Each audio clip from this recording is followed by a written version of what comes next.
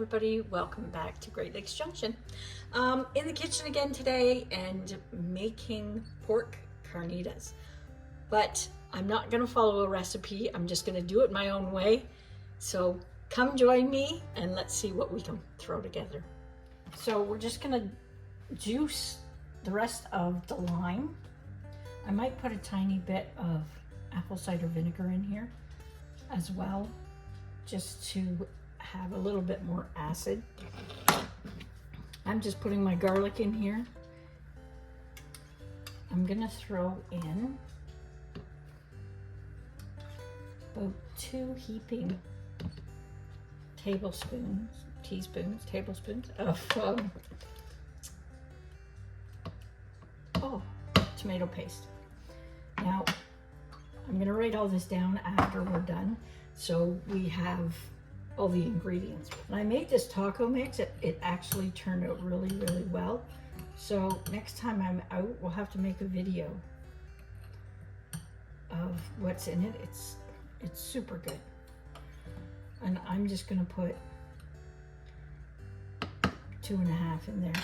It's about equivalent to a package. If you bought a taco mix package at the grocery store, it's about what you get. And I have 2 teaspoons of paprika. I'm gonna throw that in there too. And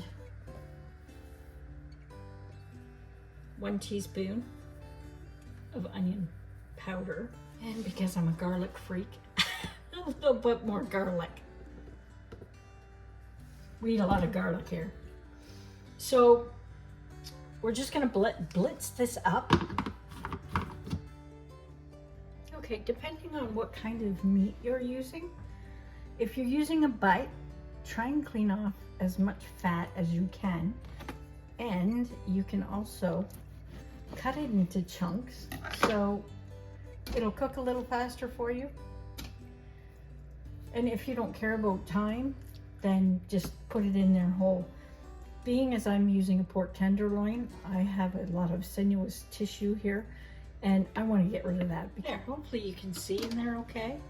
I've got onions. They're not chopped up finely. They're quite big chunks. So if anybody doesn't want them in their taco, they can get rid of it. It's just pretty much for flavor. That's all that it's in there for. And if you want to keep them in, that's fine. If you want to take them out, that's fine too. Our sauce that we made is really thick, so I'm going to add a little bit of water, not too much.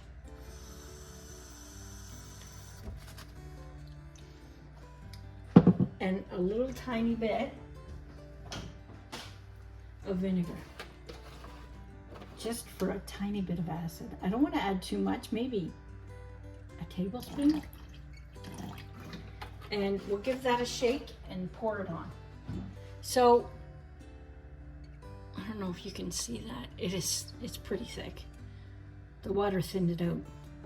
But you don't want to add too much because everything gets watery in a slow cooker, so we're just gonna pour it over here.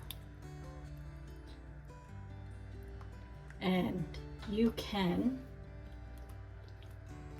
cook this all day, or you can throw it on high and cook it for half the day.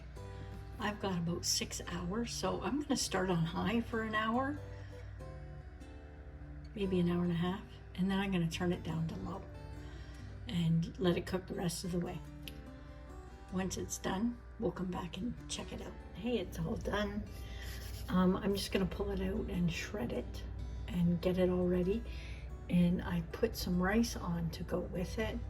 I just put a little bit of chicken broth with it, garlic. I use parsley. If you like cilantro, you can put cilantro in there. And we're gonna cook that up. And I'm gonna serve little pieces of lime with it. So if anybody wants lime on their pork or on the rice, then they have their own there to squeeze out. So when I get this all ready and plated up, I'll come back and show you what it looks like. Okay, so I go to the grocery store to get small wraps or tortillas. They only have big ones. So we're gonna have to make do with what we have. I just cut one in half. So we're just gonna put a little bit of meat on here. And I shredded it up pretty fine, and I left the onions in there. And I have a little bit of cheese here. Hopefully it'll get melty. And I'm putting a little bit of sour cream on it.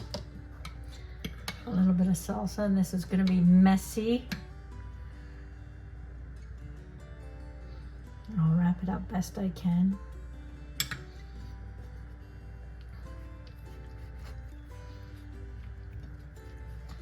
There. It's falling out. Just to go with it. And we have a little bit of lime just to go on our rice. And if anybody wants lime for in their taco, they can put it in there. So hopefully you like that recipe. It was just kind of throw together. I'll put the recipe in the description below, so you have all the proper measurements for it. But give it a try and see if you like it.